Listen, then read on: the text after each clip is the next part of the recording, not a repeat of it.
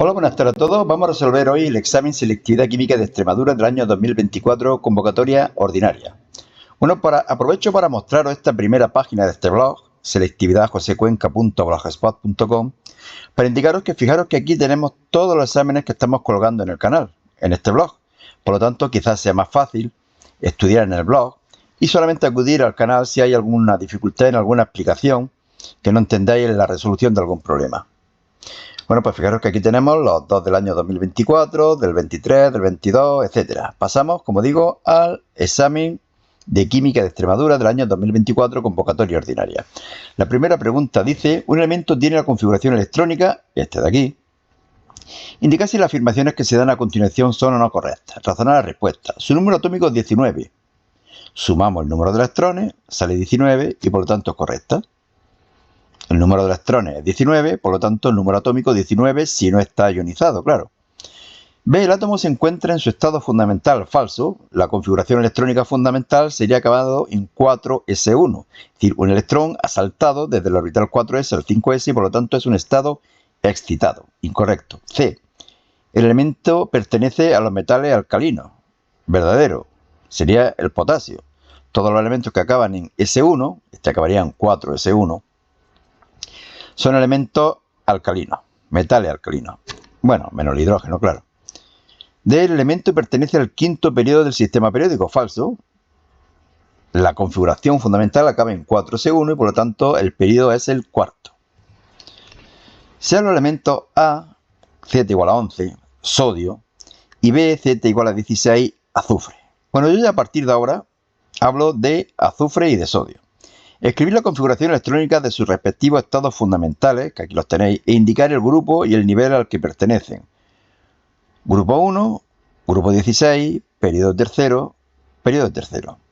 Justificar con el elemento de mayor energía de ionización. Recordad, energía de ionización, energía para arrancar un electrón a un átomo en su estado fundamental, neutro y gaseoso.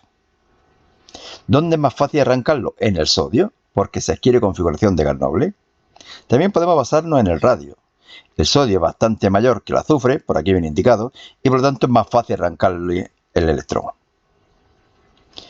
C. Indicar cuál es el ion más estable de cada elemento. Razonar la respuesta. Bueno, intentan conseguir configuración de gas noble, por lo tanto el sodio tiende a perder un electrón transformándose en sodio positivo y el azufre tiende a captar dos electrones transformándose en azufre 2 negativo. Explicar si el radio del ion más estable de cada elemento es mayor o menor que el de su respectivo átomo neutro. Evidentemente el del sodio positivo es menor que el del sodio porque le estamos quitando una capa entera de electrones. Bueno, había nada más con un electrón, pero que hay una capa menos ya. Sin embargo, en el azufre 2 negativo el tamaño es mayor puesto que los electrones van a la misma capa, pero hay más electrones, se repelen entre ellos y por lo tanto aumenta el radio. Sea la reacción NO más O3 para dar NO2 más oxígeno. Nos dan estos datos de 3 experimentos con concentraciones iniciales y velocidad inicial. Determinar los órdenes parciales y el orden total de reacción. Este problema es muy típico. No es que caiga muchísimo, pero cuando cae algo de cinética química suele ser prácticamente igual. Fijaros que yo voy a dividir la ecuación de la velocidad con los valores de un experimento o de otro. Esta sería la ecuación de velocidad. Yo no conozco alfa ni conozco beta. Siempre es la velocidad igual a k por las concentraciones de los reactivos elevado a unos números, que son los órdenes parciales de reacción que no conozco.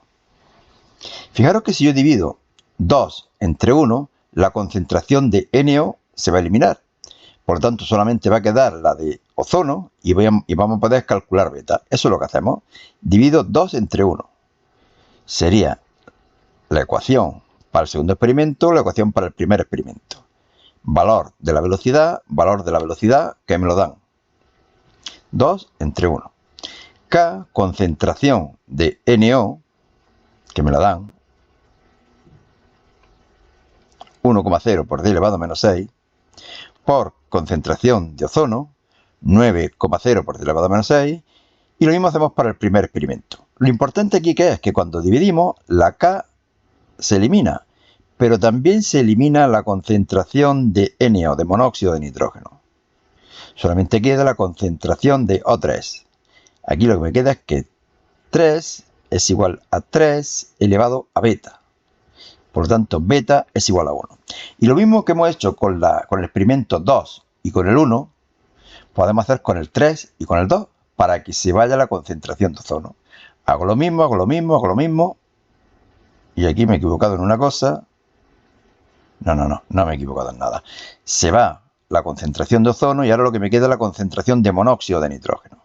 Me quedaría que 3 es igual a 3 elevado a alfa. Por lo tanto, alfa 1, órdenes parciales de reacción, alfa 1 y beta 1, orden total de reacción, 1 más 1, 2. B. Escribir la ecuación de velocidad. V me quedaría igual a K por la concentración de monóxido por la concentración de ozono elevado a 1 y 1 que no se ponen evidentemente. C. Calcular el valor de la constante de velocidad. Bueno, pues en cualquiera de estos experimentos aplicamos la ecuación de velocidad y ahora voy a conocer todo menos K, puesto que ya conozco alfa y beta. Sustituyo, despejo K y lo calculo. 2,2 por 10 elevado a 7 litros moles menos 1 segundos menos 1. D. Indicar cómo afecta la presencia de un catalizador. Los catalizadores lo que hacen es aumentar o disminuir la energía de activación. ¿Cómo? Pues cambiando el mecanismo de la reacción. La mayoría de las veces que hablamos de catalizadores nos estamos refiriendo a los catalizadores positivos, que lo que hacen es disminuir la energía de activación y por lo tanto aumenta la velocidad de reacción.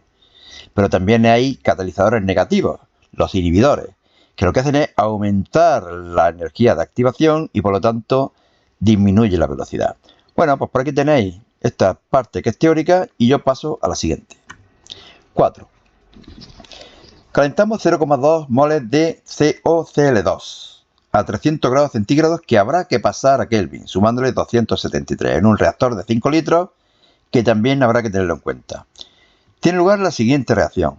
Vale, me dicen que delta H es positiva, es decir, es una reacción endotérmica, lo tendré que tener en cuenta. Alcanzándose el equilibrio, una presión total de 2,6 atmósferas. Me están dando la presión. Fijaros que ya me han dado la temperatura, el volumen y la presión. ¿Para qué es? Evidentemente. Y me han dado también los moles.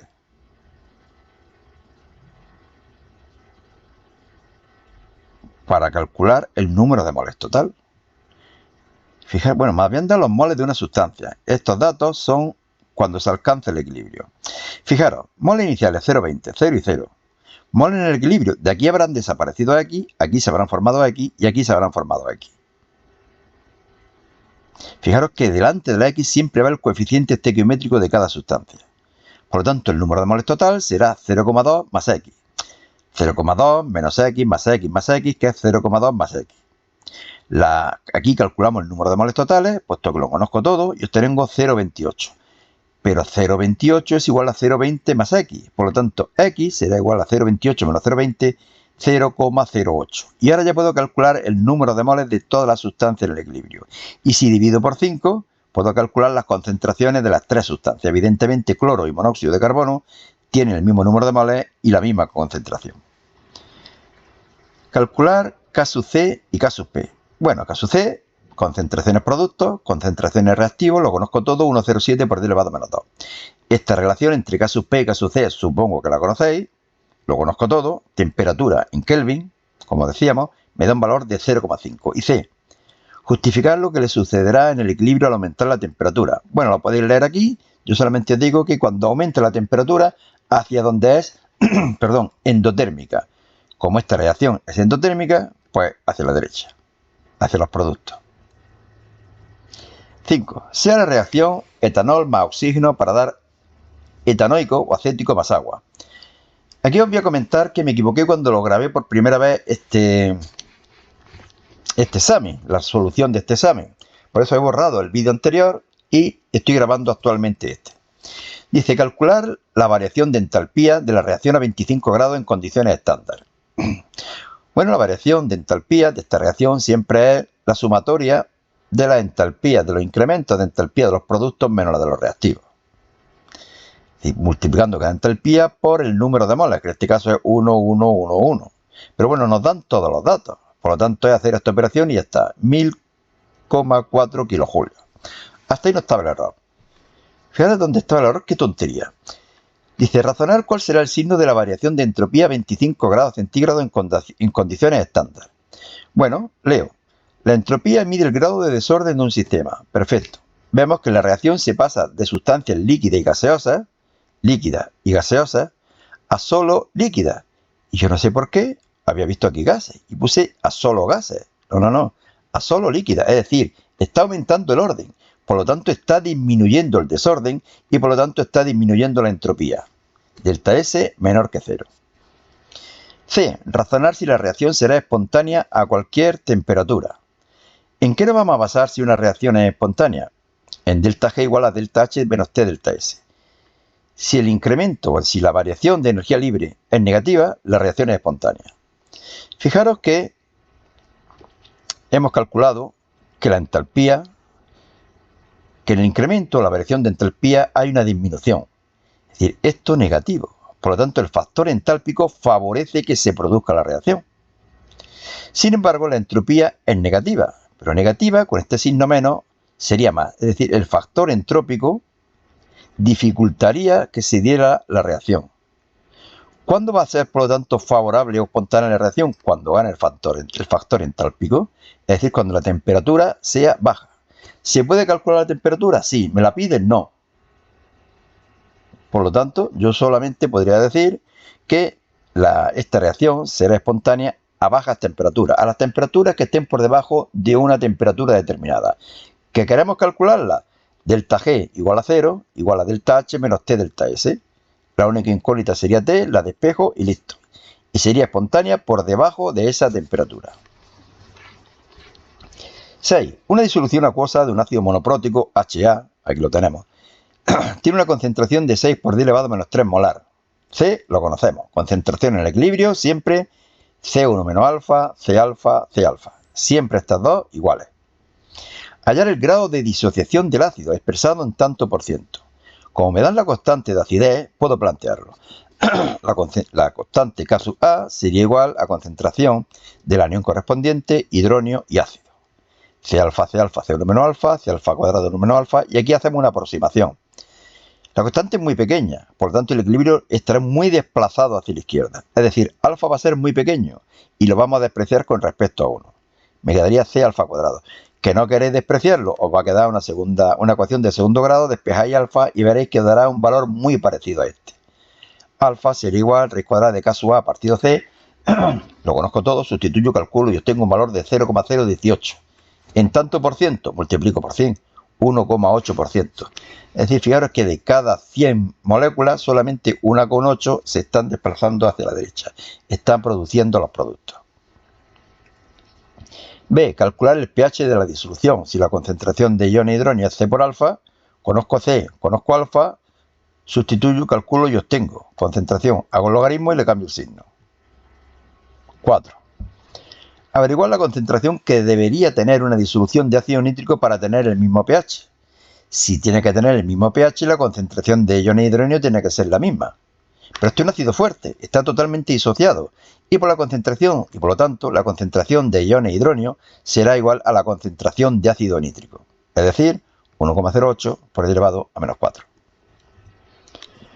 Formular el equilibrio de solubilidad del fluoruro de magnesio. Bueno, fluoruro de magnesio sólido, magnesio 2 positivo, 2 de flúor negativo. Concentraciones, solubilidad y el doble de la solubilidad. Siempre delante de la S el coeficiente estequiométrico. Escribe la expresión para la constante de solubilidad. Concentración de los productos elevado a sus coeficientes estequiométricos, S por 2S cuadrado, 4S cubo. Listo. Calcular la solubilidad del fluoruro de magnesio en agua pura en gramos por litro. De aquí despejamos S, sustituimos, calculamos y obtenemos 2,7 por 10 elevado a menos 3 molar.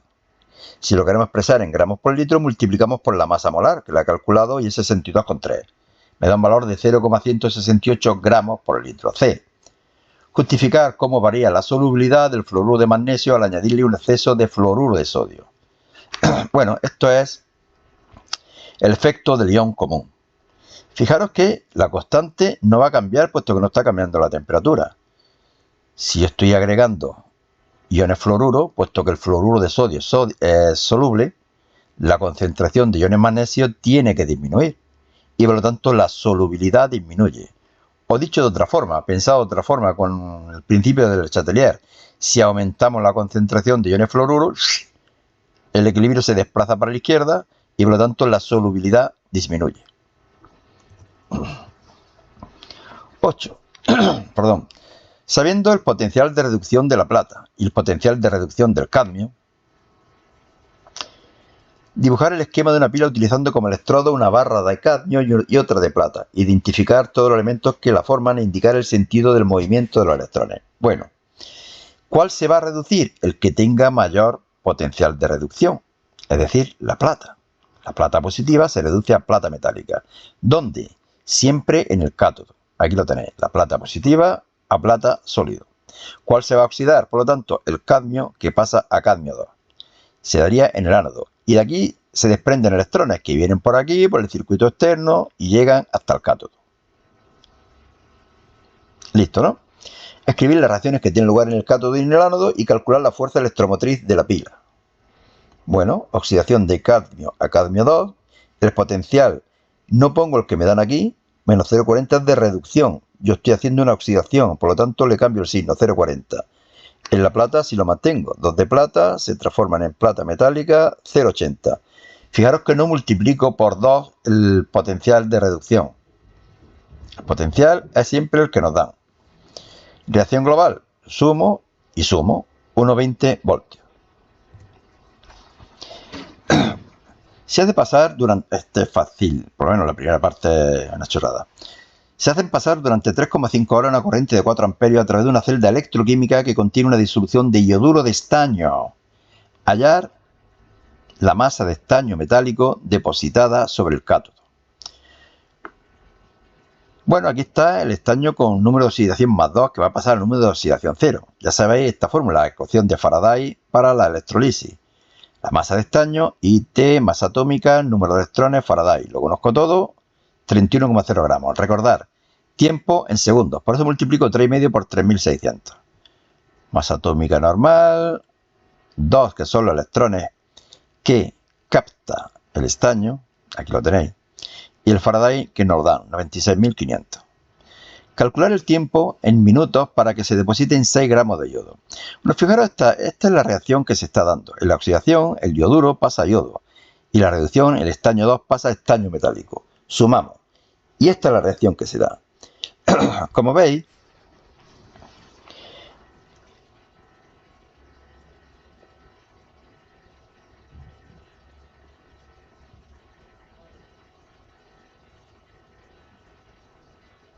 el tiempo necesario en minutos para que se depositen 6 gramos de yodo. 6 gramos de yodo. Vale, pues vamos a calcular el número de moles de yodo. 6 entre la masa molecular del yodo, 254. Me darían, bueno, no lo he ajustado porque sería redondear demasiado. 6 entre 254. Estos serían los moles de yodo. Pero la estequiometría de la reacción me dice también que son los moles de estaño. Por lo tanto, la masa de estaño será igual a los moles, 6 partido 254, multiplicado por la masa atómica, 2,8 gramos. Se depositan 2,8 gramos de estaño. Y ahora aquí ya aplico la ecuación de Faraday, despejando el tiempo. Masa atómica del metal que se deposita en el cátodo, número de electrones transferidos 2, Faraday 96.500, amperios 4, intensidad, y masa atómica 118,7. Que lo podríamos haber hecho con el yodo, quizá, pero a mí me gusta hacerlo siempre con el metal, si no puede haber complicaciones algunas veces, ¿eh? Me da un valor de 1138 segundos, lo que es lo mismo 18,97 minutos. Y último ejercicio. Este es un poco más complicado, ¿eh? Esto prácticamente no cae en ninguna comunidad. Esta es de las pocas comunidades en las que cae. Dice, un compuesto formado por carbono, hidrógeno y oxígeno. Tiene una masa de 4,6 gramos. Se hace reaccionar con oxígeno dando 8,8 gramos de CO2 y 5,4 gramos de agua. Por otro lado, sabemos que 9,2 gramos de este compuesto ocupan un volumen de 5,8 litros a 780 milímetros de mercurio y una temperatura de 90 grados centígrados. Bueno, supongo que es un gas. No nos lo dicen. Pero aquí me están dando datos para aplicar la ecuación de los gases. Pues la aplicamos. P por V igual a nRT y en vez de poner moles, pongo masa partido masa molar. ¿Para qué? Porque todos estos datos me van a servir para calcular la masa molar. 46 gramos por mol. Aquí siempre tenemos que tener en cuenta que los resultados tienen que ser razonables. Imaginaros que me sale una masa molar de 0,7. Evidentemente mal. Yo creo que la sustancia que tiene menor peso molecular, masa molar, sería el hidrógeno, ¿no? Una masa molar de 2. Tampoco me puede salir 7.428. 46 gramos parece algo normal. Además, 46 me suena. No sé si el ácido acético o el etanol. Ahora lo vemos. Bueno, la sustancia, que no conocemos la fórmula, sería CX, HI o Z. ¿De acuerdo? Estos coeficientes no los conozco. Pero sé que cuando reacciona con oxígeno, da CO2 y agua. Y esta reacción la hemos puesto sin ajustar. Pero el número de moles de carbono en el compuesto es el mismo que en el dióxido de carbono. El número de moles que habrá de carbono será igual que el número de moles que habrá de carbono en el dióxido de carbono. O lo que es lo mismo, de dióxido de carbono. Bueno, pues 4,6 gramos dividido 46, que es su masa molar, y multiplicado por X, sería el número de moles de carbono aquí. Y será igual que el número de moles de carbono aquí. 8,8 entre 44 y por 1. De aquí despejo X y sale 2. Fijaros que tienen que salir números exactos. Hombre, vamos a salir 1,98.